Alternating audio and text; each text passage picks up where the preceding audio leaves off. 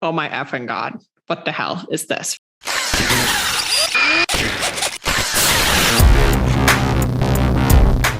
This is a deconstructing moment of potentially not something directly related to fitness, but definitely related to the imaging around health and fitness, and its impact on regular people who are now trying to achieve these extreme feats. This YouTube video entitled Defeminizing Female Characters, and it's in particular in regards to Scarlett Johansson's portrayal of Black Widow and her comments regarding the evolution of her character, and the defeminization, quote unquote, of her character over the arc of the movies. Now, just to preface anything else I'm about to say, I have not seen these movies. This is not a genre that I find. Oh, you don't like Marvel movies? I really hate Marvel movies. I think so. I haven't seen a lot of the Black Widow stuff, even though I really like Scarlett Johansson as an actress. And I think in her historical choosing of roles, she's chosen more meaningful, slightly off-center roles for herself. Like if we look back at some of like Lost in Translation and some of the earlier things she did, she was always trying to portray female characters in a different way. And so her being cast as Black Widow was always a bit of a like, really moment for me with her. But Hollywood was always trying to center her. Hollywood was always trying to center her as kind of a Marilyn Monroe type. She's really resisted it. Right. Yeah. Until sort of this Black Widow moment. Yeah. And that's really what this video clip you've sent me is about, is this, this push and pull, especially as it pertains to being a female actress in Hollywood. And there's a huge conversation around this at the moment about the way female characters are portrayed in film and the impact that has on society. And the second disclaimer I want to say is I am in no way a gender studies expert. I am in no way qualified to have an expert opinion on this, but this does kind of nudge up against the boundaries of what I do have some expertise in, which is the realm of health and fitness, because we get people very, very frequently coming in saying, I want to look like this, this, and this. And it's predicated off of these beauty standards that we see in film and TV.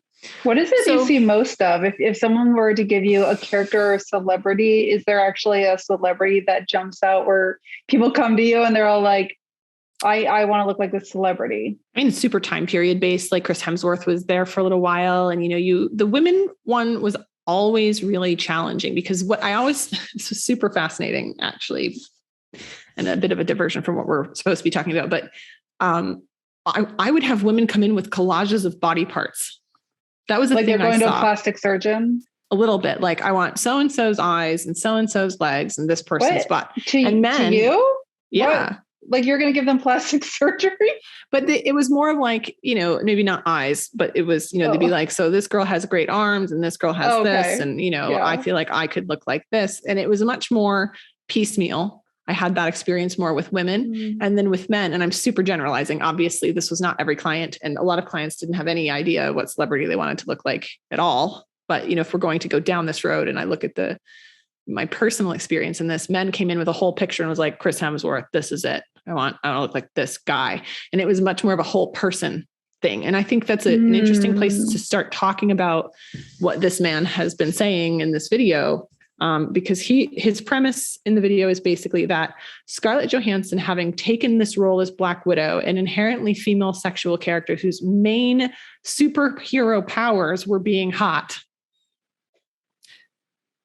now she's speaking out against that, saying that was bad, even though that's she's basically biting the hand that feeds her. And I feel like that's the most problematic premise he had in the video, was that because she took that role and because there's been an evolution of that character, she has no right to speak out against what she thinks is problematic there. And I think that was my biggest visceral response moment of like, she has the most right, having lived in that skin. Are you freaking kidding? Right. And it's like this whole, it's the same defense. I hate to go this dark this quickly, but it's the same defense of like, you were asking for it. What were you wearing? Yeah. And And I think that is such a problematic view of gender roles in our society, is this idea of this hardcore canonized view of femininity versus masculinity. A masculine character has these 5 traits. They're big, they're strong, they're not particularly smart often, but they're aggressive and they are, in some way going to get the job done. That's the masculinity role, right? Yeah. And then the femininity and that's what role, people want to see. Well, is it though? No, but that's what he said. He said. He literally, the thing that I found the most upsetting, and I know you're going to get to this, but like, so it comes through, maybe you heard something different, but from what I took away from the video was that like men are to be big and powerful and strong. And that's what we want to see. And that's what we want in society. And you are a successful winner if you achieve those things. As a woman, we want you to be, what did he say? Like graceful and sleek and gentle or something. And like, that's pretty much the only way you're a winner. Yeah. You have to be attractive and use your feminine wiles to advance yourself in society. And you can't be too powerful unless you're sexy powerful. There is something so very upsetting about that for me. I found that particularly upsetting. I didn't find everything he was saying to be upsetting or wrong. I want to say that too before we go further. But I've watched many of his videos and like laughed and been like, oh yeah, but this one hit me pretty hard. And I actually felt like, see, no one wants a big, strong, powerful woman. They just want you to be like thin and graceful. But I think that's so the point of why we're recording this today, because, we had a discussion the other day about your goals and priorities and what you wanted to get into in this upcoming year of working on your health and fitness. And it's such a deep-rooted, pervasive set of standards and ideals that even though you don't fundamentally agree on the surface, or even if you don't even remotely fit into those categories, you always feel less than if you're not achieving it. But what he's pointing out, I think, is the fact that these ideas are shifting in our society right now. And it's making him particularly really uncomfortable, because that's what he kept saying. He's like, well, you might want women to look less hot and do more stuff, but that's not what you really want, is it? It's like, well, he's not asking that question of us. He's asking that question of himself. He doesn't want to see that. And he's portraying outwardly that other people don't want to see that either. But the box office absolutely says differently. And you can look at people like Reese Witherspoon, who've gone out and founded their own filming agencies and directing their own female leads that have more to them than whether or not they can snag a man or infiltrate Tony Stark's mansion by looking hot. I mean, I think it just so fundamentally debases the depth and the interest of human interaction to boil it down to like, is she fuckable? Do I want to fuck her? And then otherwise just, I don't need to interact with that woman. And he very much reduced women to that position in his diatribe. And then almost like, don't, then if you're trying to fight against this, don't be surprised that basically we don't need you anymore. That's literally what he said. He's like, we don't need you anymore if you're not going to be hot. Yeah.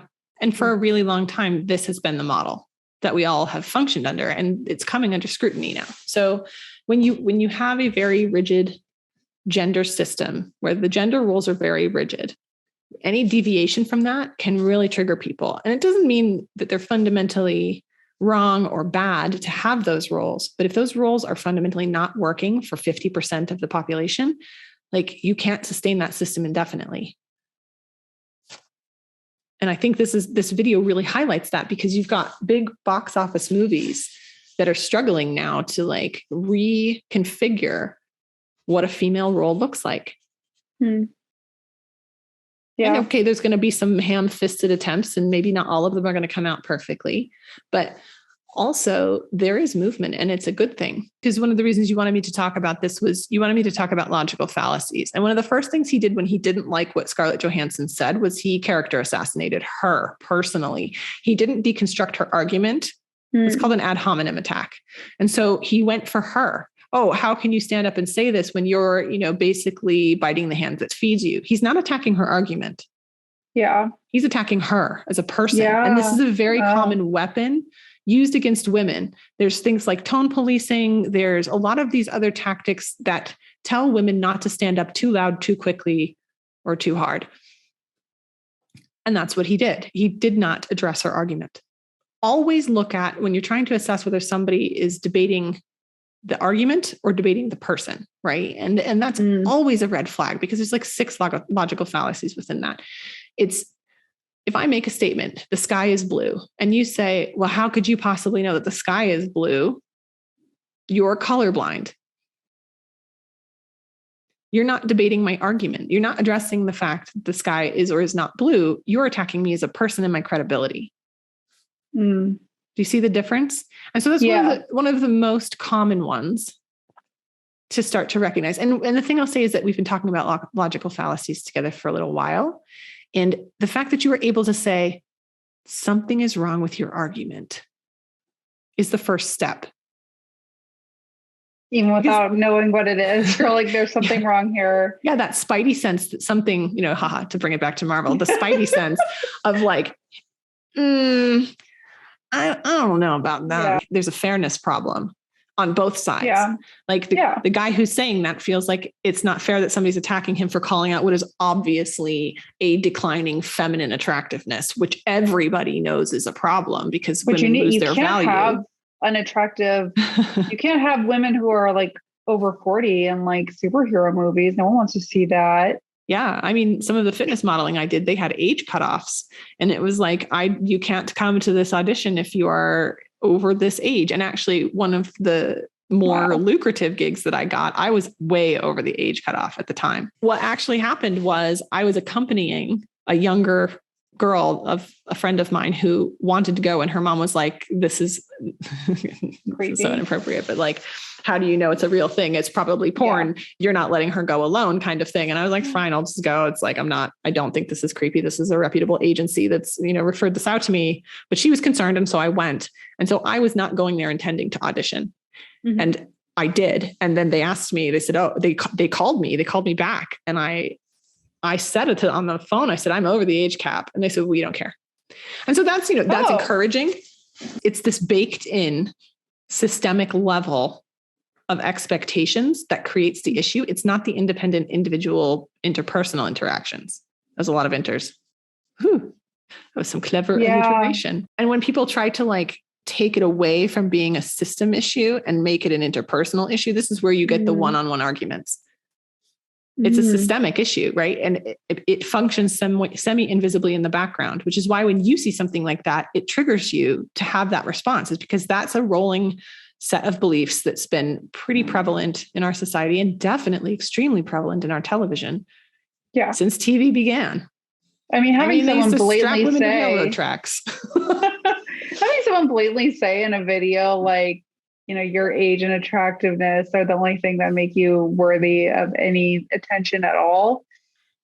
Pretty fucking hard to like, I don't know who could listen to that as a woman and not get triggered. Well, but there are women who agree that you have an expiration date and they buy into it and say that, yeah, absolutely, my value declines as I get older. And that's, this is where we get way outside of the scope of health and fitness and back into anthropology they buy and sociology. Into it. Like, would you say people, since you obviously work with so many people, they buy into it like legitimately, yes, this is true. And this is a fact, not like, this is kind of what I believe, but I hate it. And I feel like it's wrong and not okay. Yeah. So there's this guy, this correspondent for, Trevor Noah. And he's got this correspondent named Jordan Klepper.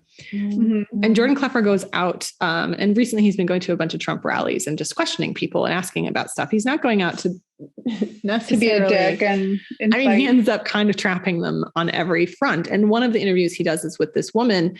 And he said, agree or disagree with this statement, women should be president. And she was like, disagree. And he said, okay, why do you disagree? And she goes, well, because women could just start a war at the drop of the hat because we have so many more hormones. I mean, she fully bought into this narrative. She genuinely was saying this. We would start a war. Wait for it. Sorry. Okay. I know it's triggering, right? But that's what she was saying. A woman standing there, absolutely character assassinating her own gender, saying we're not safe to hold office because we're too volatile. And Jordan Klepper was like, okay, so yeah, who has started all of the wars so far? And you watched her battle with her own statement for a second. And she was like, man.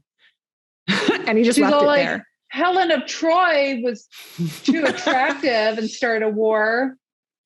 But this is why dialogue and debate and critical thinking skills and tools for debate are so important, because you can get incredibly rooted in a belief system that isn't helping you and not see it at all. You can completely not see it. That woman was absolutely innocent in the sense of like, she genuinely believed that that's information she had been given and she trusted it. And then there was a statement that happened where she had to reassess that for a second. Do I think she pivoted and totally became like a feminist and decided women should do every job ever? Yeah. I don't think so, but it's a kernel, it's a seed. It's a moment where she had to reflect on a belief system. And he didn't do it in a like, it wasn't nastily done. He definitely trapped her and he definitely made his point, but he didn't keep poking after that. He dropped it and he walked away. Or at least the cut scene happened, right? Like, I don't know what he did after the camera stopped rolling, but like, there are some tools you can have where if you understand how arguing works and how logic works, you can ask the right question, because the clear hole in her argument was women are going to start a bunch of wars. But the reality is women haven't been in power. And when they are in power, they're not the ones starting the wars. A couple of exceptions, like Catherine the Great, for the most part. And there was definitely some female funding of some colonization that happened. But like, when you actually look at the opportunities women have had in government versus the opportunities men have had to govern, like, there's just so many more men and there have been so many wars. So you can't say women would start wars. Like, you can't make the assumption we that don't women even would have be that worse. Data. Right. You don't have that information. You're assuming women would be worse. And so that's where the logical fallacy is. So that's, really, I think that's what you asked me to do with that video, was basically like call out the logical fallacies or the problematic sort of assumptions underlying what he was saying, and to recognize how he was defaming the person and not the argument. But again, he's talking about it, which is good. We should not be shutting these discussions down. We should not be telling people because we don't agree. I'm not into cancel culture. I'm not into like, he should, and don't, no one should go and like harass people. It's okay to ask appropriate questions, but like, he's allowed to have his opinion and say his thing. I found it harmful, very harmful, but I'm not going to be like, he needs to be canceled and shut down. Like, no, that doesn't help anything. Yeah. Then we wouldn't have this discussion and I wouldn't have a learning opportunity. Yeah. And I think this is something as a society, we need to be doing a whole lot more in the way of being able to positively question statements that people make.